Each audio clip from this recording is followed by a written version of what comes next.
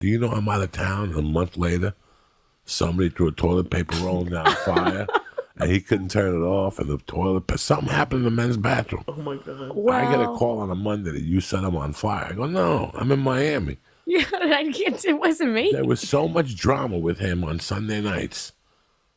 Like, it was craziness. I used to be there. I think I hosted 3 years on Sunday night. You did not do that for 3 years? Yes, I did. Every Sunday night. Bang it out with gorillas, Doug. What do you mean? You did 10 minutes and left? 10, but I had to be there working the door from 7 to 10.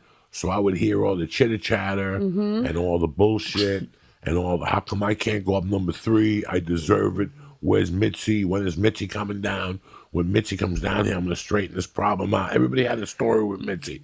Everybody had a fucking story. So I just got to the point where I would tell people, listen, I don't want to hear your fucking stories. The other day I was driving on Laurel Cane and I told him about this creepy guy that I'll put odds down that if I look that guy up, he molested somebody somewhere along the line. He was bald, he'd wear a long jacket, and he'd come up there and tell you about all the gigs he'd do. This was before the internet. I would never look him up. He'd drop names, and I'd let him go for about an hour, and I'd look at him and go, yeah, but you're not doing any spots here. And he would just crack. You would hear the and he would walk away. I've done that to a few people. Because he was so annoying on Sunday nights. Dog, I would get tormented. Yeah, of course. Because you're the only one there. And so you're the only, you're wearing the logo. So they just feel no, they can unload. I didn't have a t-shirt on. I would wear my own clothes. But they would still unload all their shit on you. Unload their shit on me. And it was every week. Then that other guy started bothering me. They said I killed the old man. Oh, you killed one too? No. You set one on fire and you killed one? No. Man, they're really forgiving at the store. This guy was a fucking old guy that was crazy. He was crazy, and he had his moments of being nice. Mm-hmm. But then by the end of the night, the medication would wear off, and it always ended with him marching off, throwing a bottle at the wall and saying a bunch of shit. This was mental health at its finest. I mean, we've seen mental health. This is when you go to an open mic in a small town.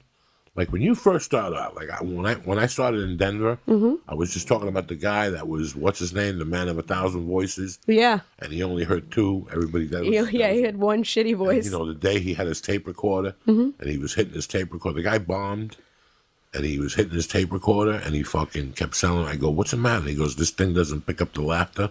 I mean, when you're that delusional. And then I moved to Seattle. And you should have seen the open micers up there on a Monday night. If there was 16 open micers, 6 of them could legally be declared. And I know 2 of them. I know one of them who killed himself from that crew for sure. Another one who wanted to kill herself, for sure. That was when I learned that there was a problem in our community. Oh, yeah. And I started doubting who I was. Why? Because this is what you go through as a comic. When you reach, because I got thrown out of Denver, so I went to Seattle. Mm-hmm. And when I got to Seattle, Monday nights were Josh Wolf. Okay. Brody Stevens. Tatum Anu.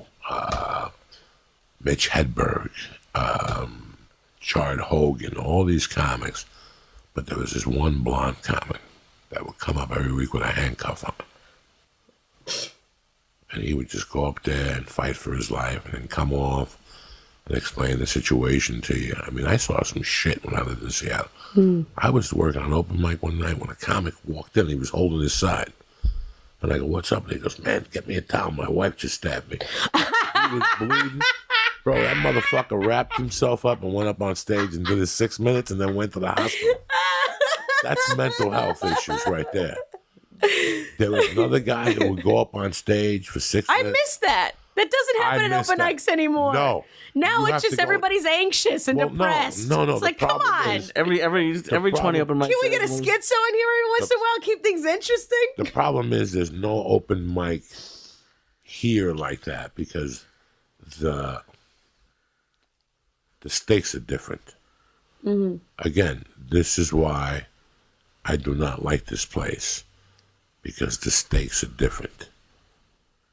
An open mic in Houston, an open mic in Orlando, an open mic in Syracuse, an open mic in Michigan is a complete different open mic than you're going to see in Los Angeles. That's true. Okay, Los Angeles is a complete different, it's a different dream. It's a different thing. It's a different, and you start talking to people and you see that you're not really in love with comedy. You're in love with the dream of being a star. You think by coming down here 3 times a week, this is going to save you and change your life. It's a whole lifestyle that you have to adhere to. So I've seen them come and go, especially at the store. Guys that had way more talent, guys that wrote, you could tell that they wrote. Yeah. The pressures of LA were just too much. The ups and downs, the whatever. That's because they never had the foundation. That foundation of not caring. See, when I do an open mic in Michigan, I'm not worried about the guy from APA being in the audience. Yeah. When I'm in an open mic in Michigan, the first 2 years, nobody talks to you about a headshot. They don't give a shit. No, they're too busy talking about dick jokes. Yeah. Fucking porn the first titles. 2 years, yeah. You're taking pictures of your license and giving them to people. That's my headshot. The first 2 years, you're thinking your emphasis is on stand-up. Right. It's not about what ifs. That's what I don't like about LA. Because the stakes are different. When you talk to people in San Francisco, they can't wait to come to LA because the stakes are different. But they have to stay in their hometown and build the foundation. I tell that to people all the time. And the foundation, to be safe, is 6 to 8 years. Just to be safe at all angles. So I want you to come back and tell me about when you slept in your car, when you get to the hotel and all the rooms were checked out, when you had to share a room with the headliner and he lost a leg in Vietnam, so the whole night you had to stare at his leg hanging on the wall. You have no idea. Yeah. It's not the stage part. It's the living through that daily struggle. That's what builds you up. Well, that's what makes other comics relate to you. So by the time you get here, nothing could really bother you. Like, I got to sit here till 12:30. All right. I've done worse. I've had to sit outside a hotel overnight to wait to check in at 3. And you're in there at 3:01. How you doing? Hi. Joe Diaz. Yeah, Hi. checking in. I'm one of the comedians. You've been in your car stinking it up, farting, eating Subway sandwiches. Fast food and flatulence. Rolling roaches. Like you're just rolling in like fucking Marines. You understand me? Welcome to church, motherfucker.